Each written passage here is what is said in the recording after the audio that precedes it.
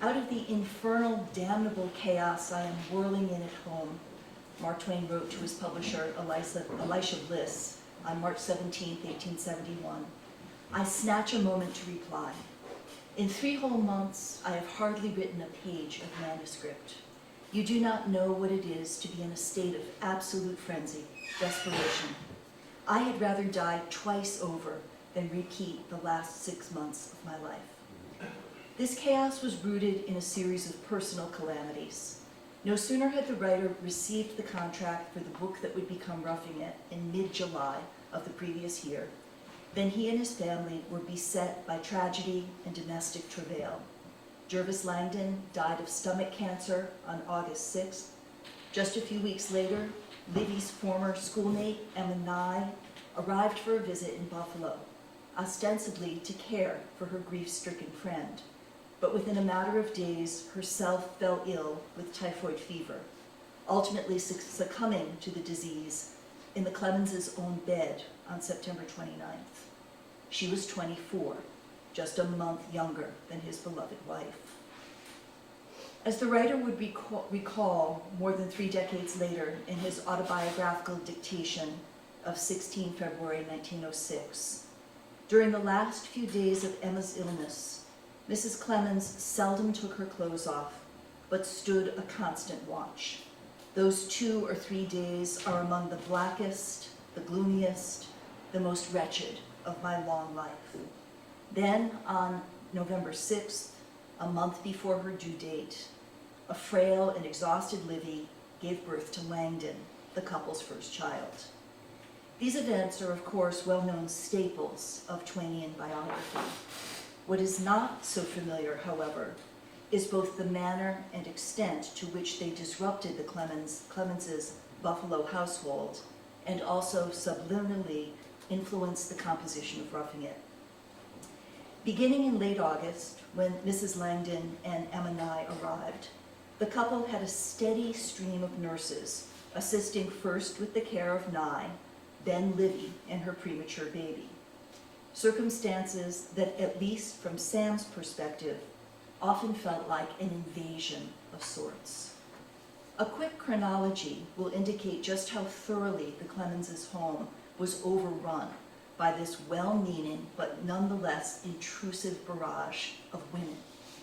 On September 8th, Allie Spaulding and another Elmira school friend arrived to help care for Miss Nye, in conjunction with 2 local nurses whom the Clemenses had hired. In mid-October, Sam's sister Camilla Moffett traveled up from Fredonia to care for her ailing sister-in-law, remaining several weeks. After a bumpy carriage ride in late October, Livy experienced premature contractions, necessitating the services of the almost divine Elmira physician, Dr. Rachel Gleason, who traveled up to Buffalo and remained with the couple for more than a week. Then, in early November, as Sam noted in a letter to Orion, Pamela was briefly joined by her daughter Annie for a couple of days, explaining, "Her mother has been here so long, I could not deny her." Susan Crane overlapped with Pamela's stay. You keeping track of all this? Susan Crane overlapped with Pamela's stay, arriving on October 29th and remaining for 2 weeks until November 12th. Believing Livy to be out of danger and that the baby would not arrive for another month, Sam summoned Mary Mason Fairbanks to Buffalo from Cleveland on November 5th to replace the comforting presence of Livy's sister. Langdon, of course, had other plans. So when Mrs. Fairbanks arrived on November 12th, her caregiving duties extended to both Livy and the new infant. While the exact date of Fairbanks' departure for Cleveland is unclear, she likely stayed for just under a week. At the same time, the couple also hired a live-in wet nurse named Mrs. Brown, who arrived with her own baby in tow, as well as a full-time nursemaid whom Clemens playfully referred to as Auntie Smith. Finally, just prior to Thanksgiving, Mrs. Langdon and Charlie's wife, Ida, arrived for an extended stay. On the 26th November, 1870, he quipped to his old friend and publisher, Charles Henry Webb, "We are not absolutely lonesome now, because including the servants, we have 11 in the family just now."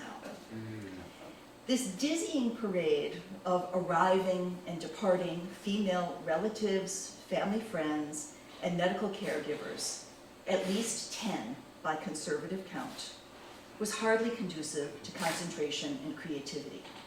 In the throes of anxiety over Emme's illness, Clemens stole moments away to focus on his new manuscript in early September, reporting to Mary Mason Fairbanks, "I have written 4 chapters on my new book during the past few days." If we take Clemens at his word and assume that this statement refers to the opening chapters of Roughing It, his representation of the westward stagecoach journey, which he had informed Orion in July he remembered next to nothing about, is immensely suggestive. In these pages, Twain constructs an unconscious fantasy of escape characterized by, quote, "an exhilarating sense of emancipation from all sorts of cares and responsibilities," unquote. In effect, an alluring, imaginative reprieve from the turmoil and anxiety of his daily life. The men bowl along in a coach he describes as an imposing cradle on wheels, lulled to sleep by its gentle, soothing motion. Moreover, which way? This way? There we go. Moreover, since there were no ladies, either at the station or in the coach, they stripped down to their undergarments, which he wryly dubs their undress uniform. The passengers climb atop the flying coach in their skivvies, dangle their legs over the side, and level an outlook over the worldwide carpet about us for things new and strange to gaze at. Even at this day, it thrills me through and through to think of the life, the gladness, and the wild sense of freedom that used to make the blood dance in my veins on those fine overland mornings. This wild freedom is predicated not only on the giddy elation of mobility, in itself a counterpoint to the stasis and suffocating burden of adult responsibilities, but also on the abandonment of decorum and physical constraint. Most importantly, however, the essential hallmark of this freedom is the absence of women.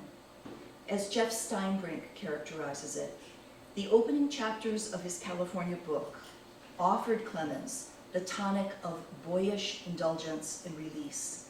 The writing was a form of emancipation from the close, hot confinement of Buffalo, where his dreams of perfect domestic contentment were fast giving way to a nightmare reality.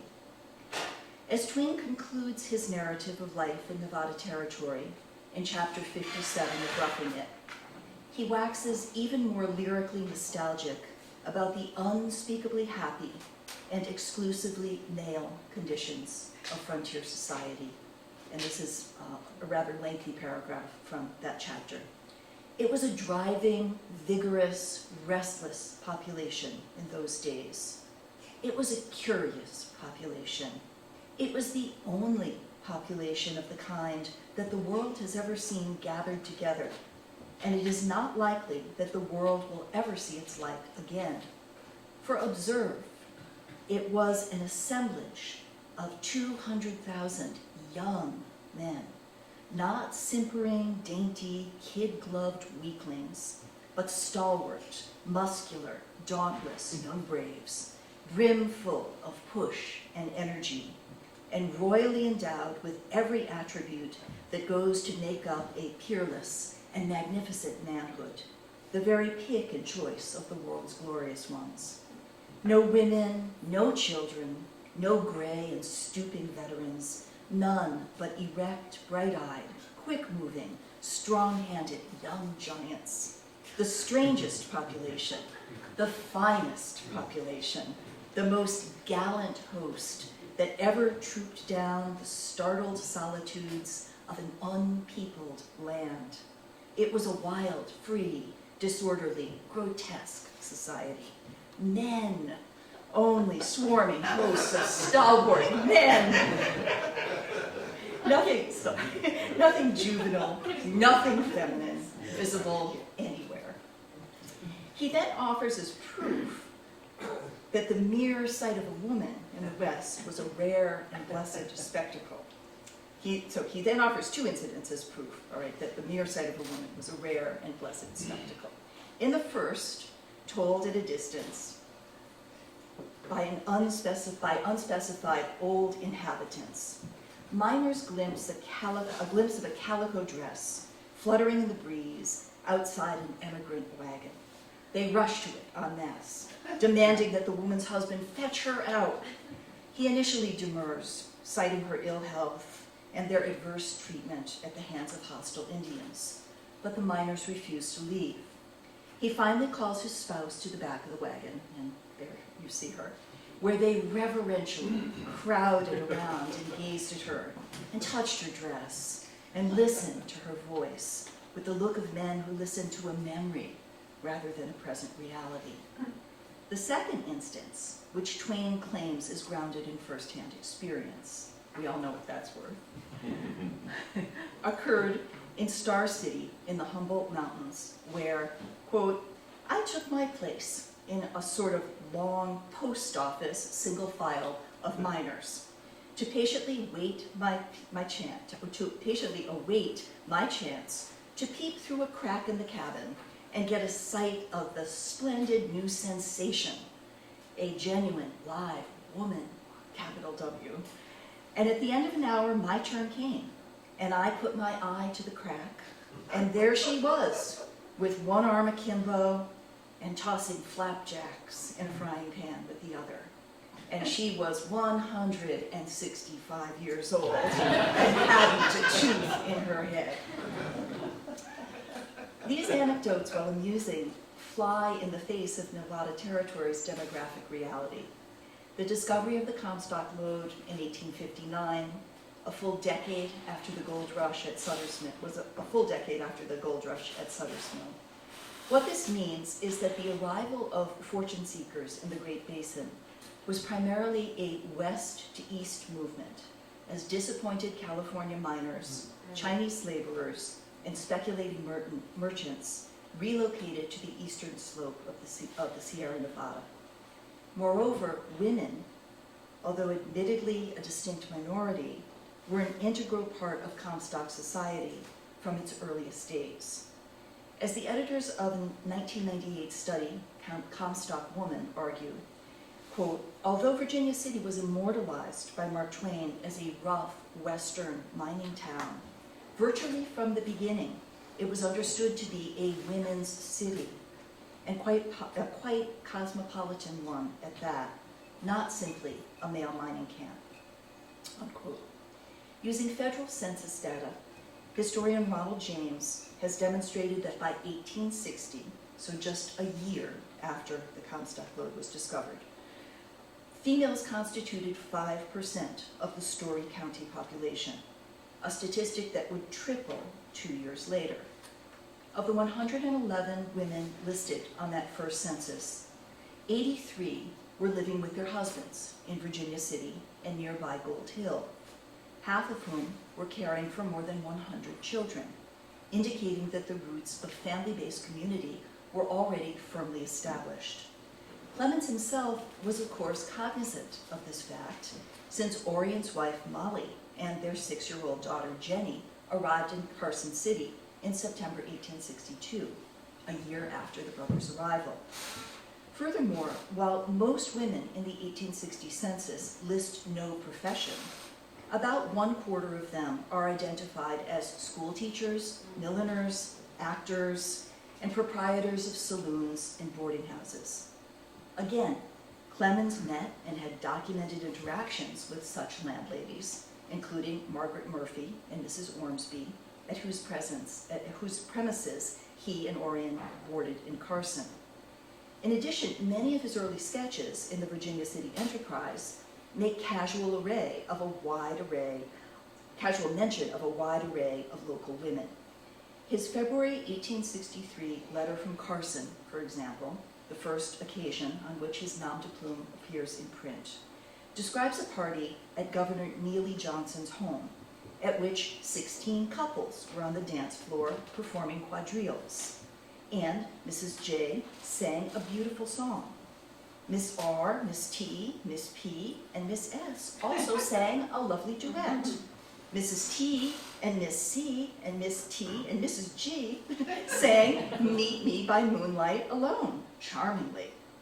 As such, the writer's historically inaccurate depiction of the territory's absence of women in Roughing It is deliberate, a form of myth-making wherein his difficult 1870-1871 personal circumstances converge with a broader cultural script regarding the West as a masculine domain.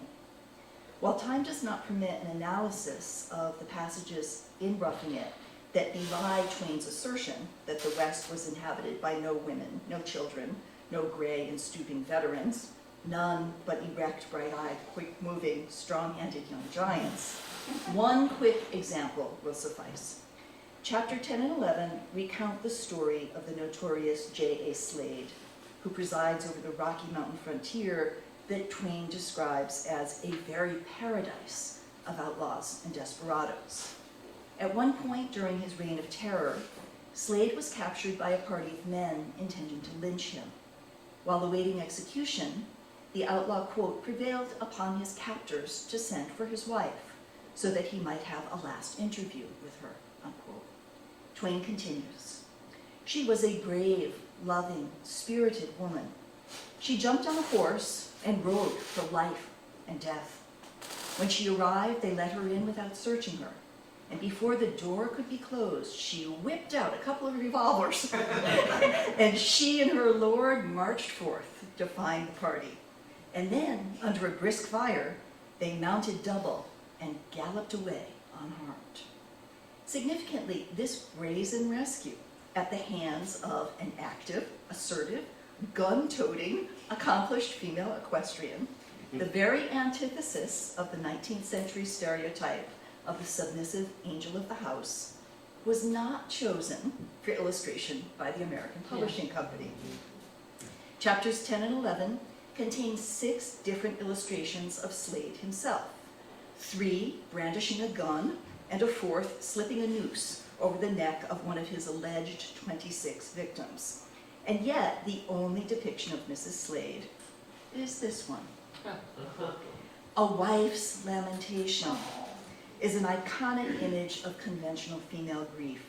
The bereft widow kneeling beside her spouse's corpse, hands clasped, eyes closed, and head upturned in prayer.